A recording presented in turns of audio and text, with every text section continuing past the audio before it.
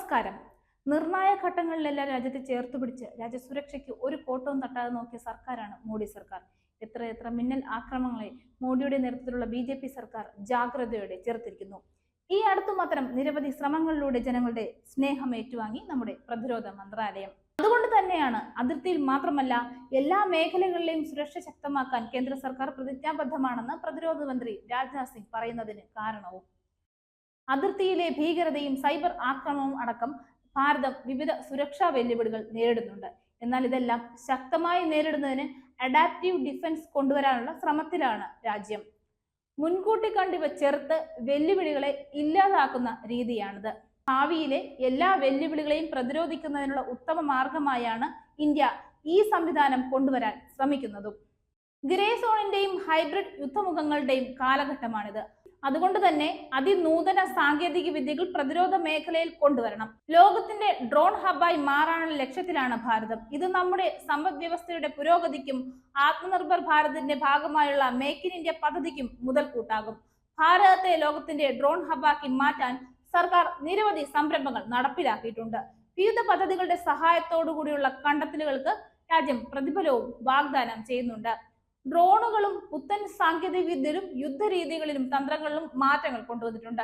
കര, ജലം, വായു എന്നീ 3 തലങ്ങളെ അടിസ്ഥാനമാക്കിയുള്ള പഴയ യുദ്ധരീതി തന്നെ ഇപ്പോൾ മാറിയിരിക്കുകയാണ്.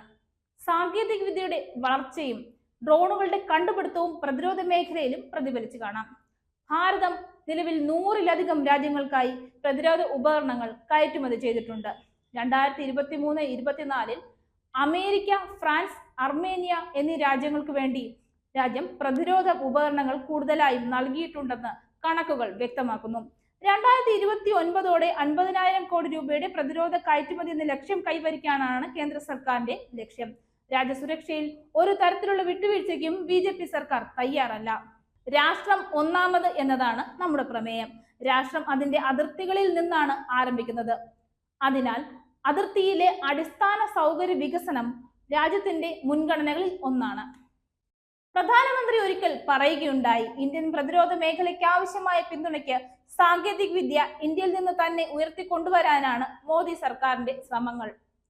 ലഡാക്കിലെയും അരുണാചൽ പ്രദേശിലെയും തന്ത്രപ്രധാനമായ റൂട്ടുകൾ ഉൾപ്പെടെ 80,000 കിലോമീറ്ററിലധികം റോഡുകൾ വിദൂര പ്രദേശങ്ങളിലെ എല്ലാ കാലാവസ്ഥയിലും ഗതാഗതത്തിന് അനുയോജ്യമായ അടൽ, സേല പോലുള്ള പ്രധാന തുരങ്കപാതകൾ ഉൾപ്പെടുന്ന 400ഓളം സുപ്രധാന പാലങ്ങൾ എല്ലാം ഇന്ത്യക്കുണ്ട്.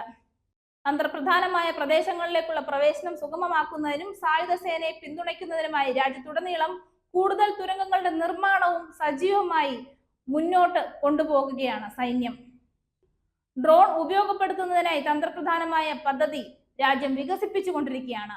ആധുനിക യുദ്ധമുഖത്ത് ഡ്രോൺ സാങ്കേതിക വിദ്യയുടെ പ്രാധാന്യം വളരെ വലുതാണ്. പരമ്പരാഗത വ്യോമ പ്രതിരോധ സംവിധാനങ്ങൾക്ക് ഡ്രോണുകൾ പുതിയ വെല്ലുവിളികൾ ഉയർത്തുകയാണ്. അതിലേക്കായി പ്രിഡേറ്റർ ഡ്രോണുകൾ സ്വന്തമാക്കുന്നത് ഉൾപ്പെടെയുള്ള ഡ്രോൺ സാങ്കേതിക വിദ്യയിലൂടെ ഇന്ത്യ സൈനിക ശേഷി വർദ്ധിപ്പിക്കുകയാണ് ഇപ്പോൾ.